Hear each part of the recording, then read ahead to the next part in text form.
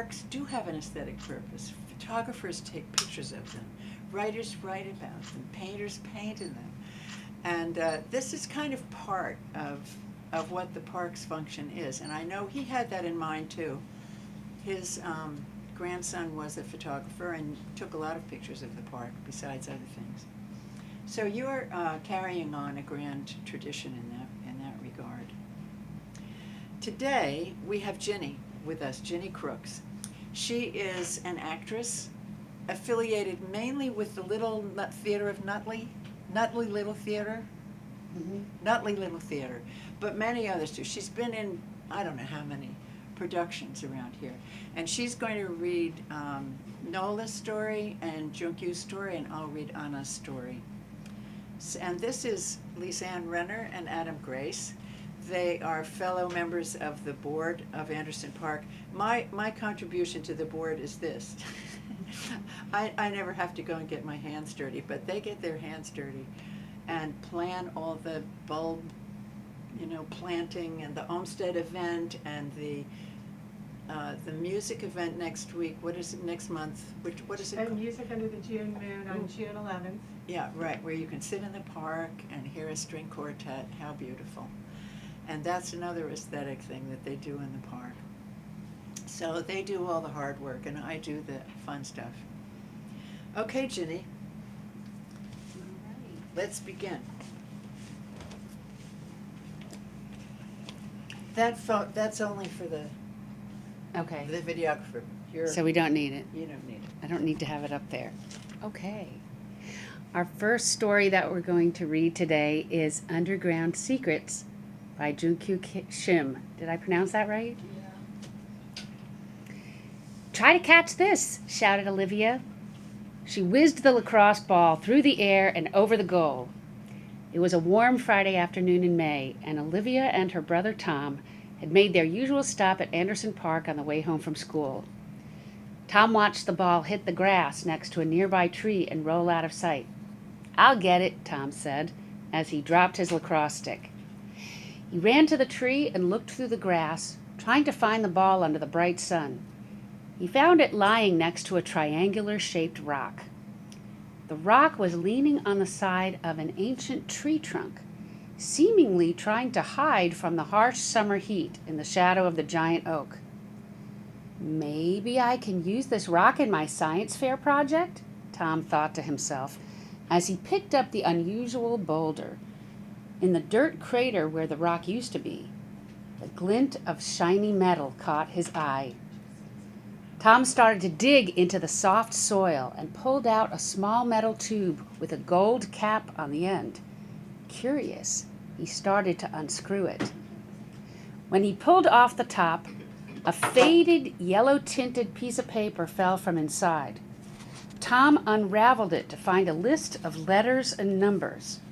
In the bottom right corner, he read the initials CWA. At first he thought it was some elaborate prop placed there by another park goer, but he decided to keep it in his pocket just in case. "What's taking you so long?" called Olivia from the field.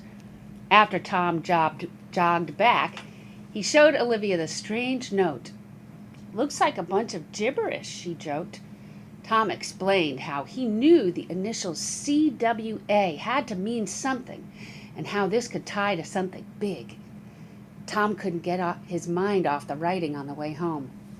His mind lingered with thoughts. What could it mean? What mysteries could it uncover? He decided to research. Once at home, he opened up his laptop, trying to look for clues. For starters, the odd mishmash of letters and numbers reminded him of coordinates. Tom punched them into an online map and found it to lead right onto a large rock in Anderson Park. This can't be a coincidence, he thought.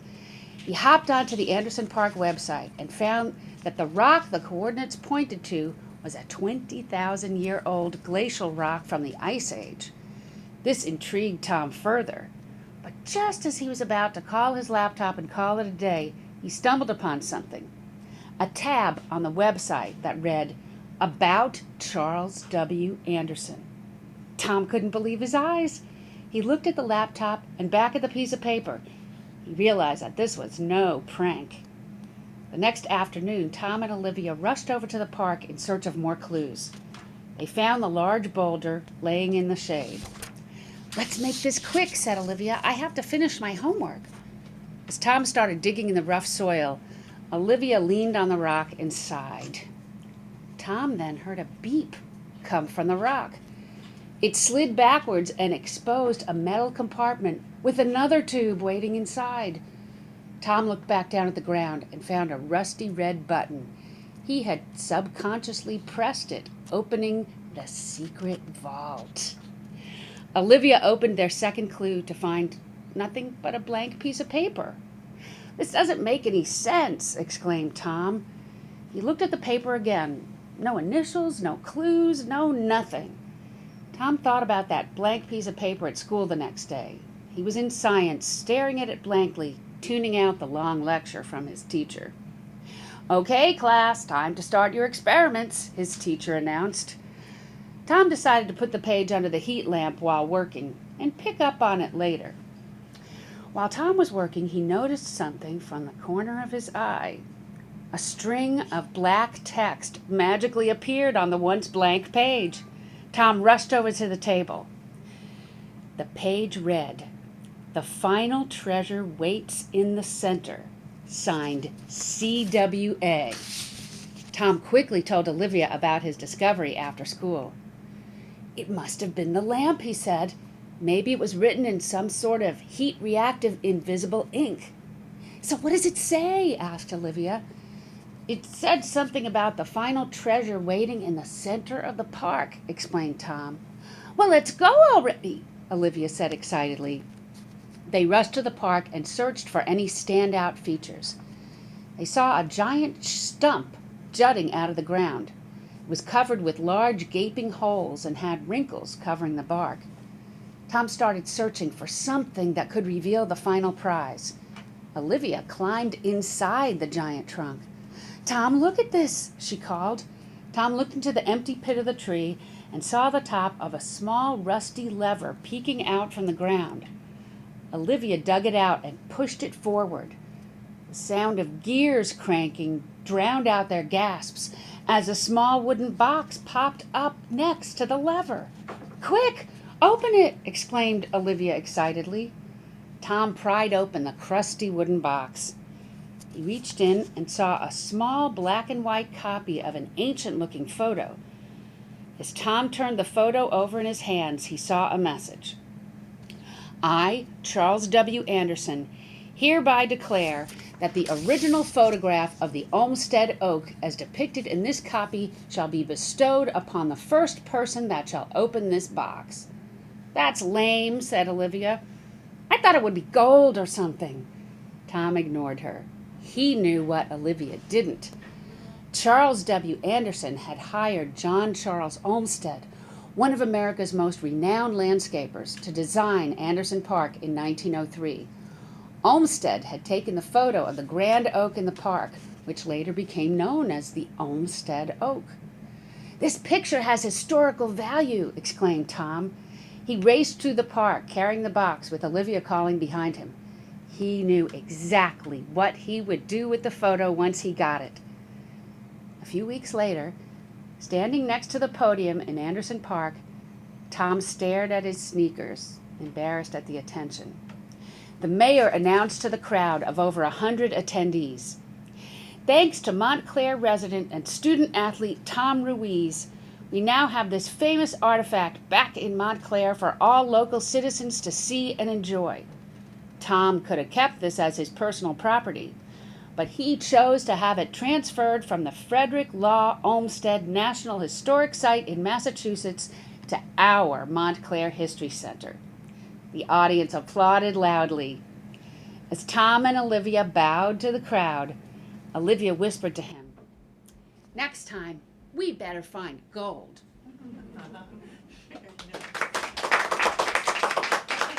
Thank you.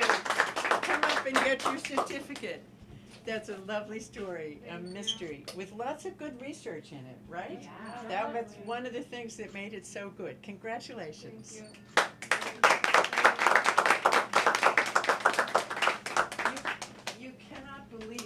things that have happened in the park in the 4 years that we've been running this. We had elephants there. We had underground civilization and extraterrestrial people, love affairs. Dogs love dogs, and humans love dogs, and dads and daughters and grandmas, and the birds talk to each other, and the trees talk to each other, and every year, every story is completely unique. We've never had one that was the slightest bit like the other. So, the next one is by Ana Mejia, and it's called The Twisty Tree. With millions of years of being on Earth, humans have lost interest in trees. The seeds they come from, the roots they put down, the branches they grow, the animals they shelter, all of it. People probably don't even realize that trees are just like humans. They grow, they learn, and contrary to scientists, park goers, and pretty much everyone else, they speak to each other, tell stories. Many people think that trees are just sticks of wood coming out of the ground. But I believe differently. I believe that humanity has not lost its wonder, that neither has nature. I know this because the trees have told me. On a particularly quiet day, maybe in the spring, right before the frost ends, or in the fall when the branches seem barren, you can sit down and listen to the whispers of the trees. You have to lie perfectly still and not do anything. After a couple of minutes, you hold your breath for a couple of seconds, and you hear the soft voices of the branches, the murmurs of the roots, and the melody of the trunk. The stories I've heard from trees at Anderson Park would surprise anyone. From wars thinning out their visitors, to peacetime helping relationships thrive, to watching people first arrive when their parents are taking them on a walk in a stroller, to watching those same people arrive for the last time when their grandchildren are writing college essays and filling out applications under the shade. One of my favorite stories, which I make them tell me frequently, is the story of Adia Maeve. Adia Maeve was, by everyone's guess, Irish, but she was raised by an Italian family. No one seems to know who Adia Maeve's parents are because she was left one night in a large hollow in the big twisty tree nestled between two paths. That night, someone had decided to take a walk just before dawn. A teenage girl no older than 19 lived down the street from Anderson Park. She had been going to the park ever since she and her family had moved here from Italy. As she strolled in the quiet of the night, the baby had started crying. It caught the attention of Gabriella, as they found out later the teenager was called. After Gabriella took Adia home, bathed, and fed her, she started contacting everyone who lived in the area to see if someone was looking for the child. Apparently, the search went on for months before she gave up. She raised Adia as her own, taking her to Anderson Park every day for years. One day, Adia came to the park by herself. It was dark, and no one was around. She took her blanket, cuddled up by the same tree in which she was found by Gabriella, and began to cry. She did this every day for almost a year. Then Gabriella got a call from her office saying she needed to come in because there was an emergency. On her way there, she saw Adia at the tree. Gabriella came over and sat next to her. "What's wrong, la mia Stella?" she asked her. "All the kids in the school think I was left in a dumpster because I don't look like you." After a while, Gabriella answered, "You weren't left in a dumpster. You were left in a tree." This visibly startled Adia. trees are the holiest thing in nature. They help us all the time, and they can be the reason you play or the reason you hate. They can clear your head or they can fill it up. You are one with nature, not those kids who have never found happiness in the park. To be one with nature is a beauty. I remember the night exactly. I heard a cry coming from this tree exactly. And when I took you out, the starlight reflected on your freckles, and a single raindrop from the day before fell down your forehead and onto your nose. After that night, they found out that the day Gabriella first found Adia, she had had a huge fight with her parents about a grade she got on a quiz. If she had not had that fight, she would never have found Adia, and Adia would probably have passed away that night. If it had not been for that fight, the trees would never have seen her grow up, fall in and out of love, learn to climb the trees, swing from the branches, and go from the little 7-month-old they found there to the fully grown woman who left for college and continued to break barriers and inspire others. And so, if on a particularly quiet day you sit down in complete silence, hold your breath for a couple of seconds, you might find yourself immersed in a tree's story. Trees can't tell jokes, but they can tell stories.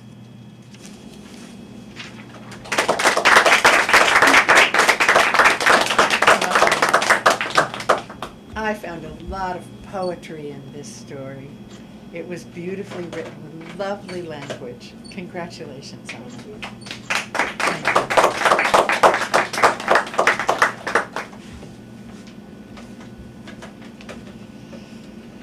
Our last story is called Zoom Zoomy Zoom by Nola Kim. All right, good morning, class. Welcome back to another day of online school. I hope you're all doing well. Let's get started. Today, in our unit on the history of Montclair, we will be talking about Anderson Park. Wait, before we start, Jason, can you please turn on your camera? It's required to have it on. Earth to Jason. Please turn your camera on. Jason! Okay then. I am in Anderson Park right now. Okay, Eric, that is great, but you cannot be running around during class. Yeah, well, my mom said I need to be outside more because I'm just sitting at my computer all day long. Oh, Felicia, can you please adjust your screen so we can see you and not your forehead? Oh dear, that's too much. Can you adjust it so we can't just see your mouth? We want to see your whole face. Maybe move your screen back a little. It's fine. We'll figure it out later. All right, class. Seems like we can finally get started. Anderson Park is our 15-acre park in the heart of uptown Montclair. Earl, son, you're unmuted. Why are you watching TV? It's not even the most boring part of my class yet. Tia, are you on the phone? Get off. I don't care who you're texting. Not in my class. Charles, I can tell you're on Minecraft. It does not matter if it's a building competition or a kingdom. Get off Minecraft. Ugh. Mia, please, would you get out of bed? We are literally in class right now. You can't be sleeping in my class or any class. Get out of bed and find a desk. Yes, Gabriel, you have a question? I could not do the homework because I had to visit my grandma and she has the worst Wi-Fi ever. The homework was to draw a map of Montclair. It's fine, Gabriel, it's fine. Sean, what is that? You can't hear me? Oh, have you tried reloading the Zoom page? You can't reload Zoom? Oh, how about you try to leave and rejoin, okay? As I was saying, the Olmsted brothers designed Anderson Park. Oh no, Gina, it looks like you're frozen. Are you frozen? You're frozen. Mute your mic, dear. My ears, please turn off your microphone. Thank you. Class, please stop texting in the chat. You know I can see and read it too. Moving on. Oh, what a pleasant surprise. Everyone, look here. My cat Sushi has decided to join our lesson. She wants to tell you about Anderson Park and how it got its name. But let me move her away from the screen so we can get to class. I know, guys, I realize we've been doing this for months now, but we only got to hang in for a little longer. And yes, it's been challenging and extraordinarily frustrating, but I believe that we can do it. So let's go with it. Only a little longer, guys. We'll be in school soon enough. Miss? Yes, Lily? Class ended 5 minutes ago. Can we go? Yes. You can go. Bye. We will learn about Anderson Park next class.